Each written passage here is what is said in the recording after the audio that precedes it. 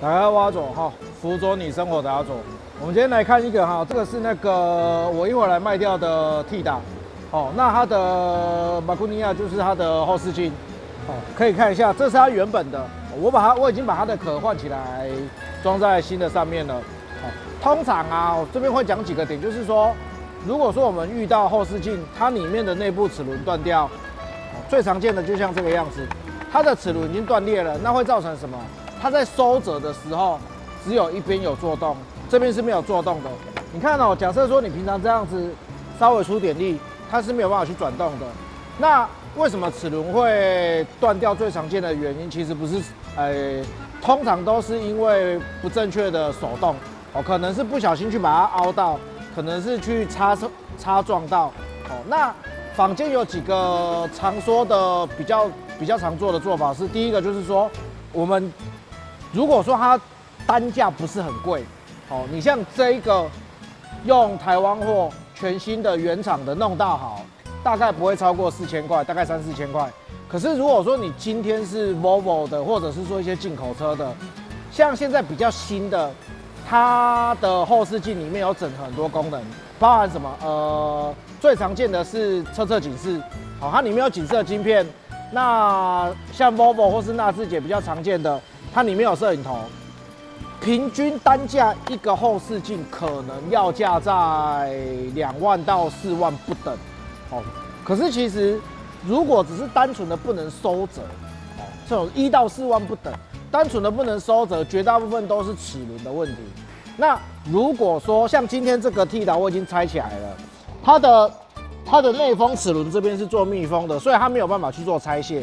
当然也可以把它破坏、拆开去更换齿轮后再装回去。只是一来它的本钱可能会大于工钱，会大于直接买新的。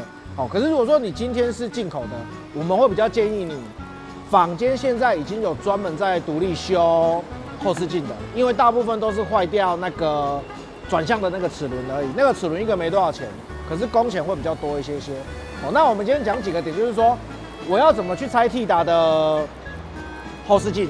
哦，那 T 打拆后视镜啊，有一些车子其实它不只是要拆后视镜，它要连门板都拆掉。那 T 打我们刚好有拆到门板，我等一下会顺便带大家看一下，为什么我们常说的门板拆过会有异音。哦，异音通常是哪里来的？那包含门板大概有几颗的所谓的垫片，哦，固定垫片大概放在哪一个位置？如果说有想要 DIY 的，想要自己去加强隔音的，也可以照这个模式把门板拆下来，好，然后你可以去加强你的隔音，哦，大概是这样子，哦，那最后先简单跟大家宣导一下，没事不要用手去搬照后镜，哦，没事不要用手去搬。那换新的时候，你可以把旧的这个壳，外面这个壳直接拆下来放上去，哦，这个壳记得不要丢掉。这样子有个好处，你这一块不用重新喷漆，而且它跟原本的漆是一样的，它比较没有色差，哦，所以我这一块就是沿用原本的。那其他的我等一下会带大家看一下走线的位置，哦，跟扣子的位置 ，OK。好，首先呢，我们一样一样看来哦。你看到，其实它的后视镜上面只有3根螺丝，哦，这是10号的，通常用梯形的。可是有些人会想的很简单，我把这一块后视板拆掉，后视板大概长这个样子，拆掉是不是3根螺丝拆下来它就下得来？其实不是，为什么？我们来看头这边，它头这边有2根，所以你一定要把它接头处拆掉，哦，它的这个样子，哦，通常我有个工作习惯哦。当你拆下任何一块板件的时候，我一定会去检查它的扣子有没有断掉。为什么很多人常说，尤其是那种欧系车啊，或者是进口车啊，尤其是老车，他们很不喜欢拆东西。这种塑胶扣啊，其实都是环保件，只要你一拆80%，它一定会断掉。哦，像这个很新的还没有这个问题。哦，那它断掉之后，你再把它接上去，10颗里面可能只接了8颗。那时间到，它没有接的那2颗久了，它就会有异音。哦，那一开始我们把这一块拆下来之后，你这2颗可以先拆。这2颗拆完之后，这一块一定拆不到，因为它被门板挡住。好，我们来看门板的部分。门板拆起来大概是这样子哦。我现在上面因为我做测试，我把它先接回去，这上面就只有3根而已。等一下我们要把门板接起来的时候，还要把它先开关先拆掉。好，我们先仔细看几个点哦。通常门拆下来的时候，顺便看一下 T 打的内部。哦 ，T 打的内部，它的隔音棉其实是坐在门板上面的。来，我带大家看一下。哦，门板大概长这个样子，这个就是它隔音棉的部分。好，它隔音棉的部分。哦，那如果说一般来说啊，你想要加强隔音棉的话，加强门边隔音的话，都是在它原本的基础上再去做一个补强的动作。有些人是贴那个至臻垫，有些人是贴把这个棉贴厚一点都可以。好，那为什么我说有时候拆下来会有异音？就是说拆下来之后，我们会去检查这边有几颗来，1颗、2颗、3颗、4颗、5颗、6颗、7颗、8颗、9颗，哎，对嘛？1颗、2颗、3颗、4颗、5颗、6颗、7颗、8颗、9颗，哦，总共有9颗塑胶扣，哦，9颗塑胶扣，包含它原本门的卡榫，哦，全部都是健康的，全部都没有断裂。哦，那我刚刚拆下来的时候发现它少1颗，它其实它真的少1颗，我不知道到底是这一台客人是买新车啊，那不管是我拆的时候掉了还是怎样，反正我就把它补上去了，哦，这样子也会降低它的异音产生。那通常啊，通常一开始啊，我们在拆门的时候，千万不要马上就把它拆，哦，它在门饰板这边，哦，或者是说把手这边，它一定会有一颗中央螺丝，哦，或者是说一定会有卡榫。像这一台的话啊，来给大家看一下，大概是这个样子。我们第一个动作 ，Step One， 我们先把我们小黑你要去哪？好，我们先把门饰板拆掉。好，你可以看得到所有的卡榫都没有断。哦，所有的卡榫。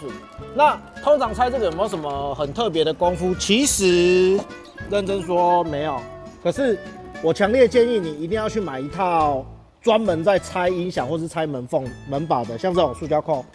你把它穿到扣子里面去的时候，假设说你拔起来它是没有扣住，像我们都开一个缝嘛，我就慢慢顶住，我有扣到那个卡扣的时候，借由这个施力把扣子一起拉出来。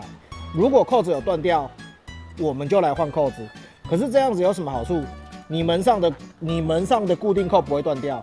好，一定要去买这种工具。好，第一个步骤我们把这边拆掉。好，第二个步骤啊，我给大家看一下 T 打有一颗斜螺丝。你这样拆起来之后，第二个步骤把门的开关挖起来，这边，哦，有没有？所有的扣子都是健康的，哦，所有的卡榫都没有断掉。哦，那你把这个开关稍微挖起来之后，它有一颗关键的斜的螺丝在哪边？很长哦，在这边。来，我给大家看，有没有看到这边有一颗？这一颗对应哪一边？这一颗对应这一颗蓝色的，这一颗是很重要，因为这一颗是固定整个中心点。你四周所有的扣子合上去之后，这一颗一定要记得锁，或者是说这一颗要先记得拆。这一颗记得拆之后，它才会比较有一个稳固。而且你看它是做斜的哦，它是做斜的哦。如果说以前有在考那个丙级的啊，哦，这个应该拆门板应该也会考到。哦，那拆下来之后啊，我们就可以看得到，它喇叭的位置。哦，你如果说想要升级喇叭，它的孔位是对插的话，你就把这个换下来，孔位直接对插上去就好了。好，那拆门板的一些细节，跟扣子的细节，跟如何门比较不会造成异音的动作，我们大概就讲到这边。好，那我等一下就会去做一个复原的动作。好，那这是一台 T 打哈，拉远给大家再看一下，它本身所有的防水层、防水胶条都没有被破坏过。好，那我们就不去动它，好，不去动它，大概是这样。OK， 好，我是阿左，我们下次见，拜拜。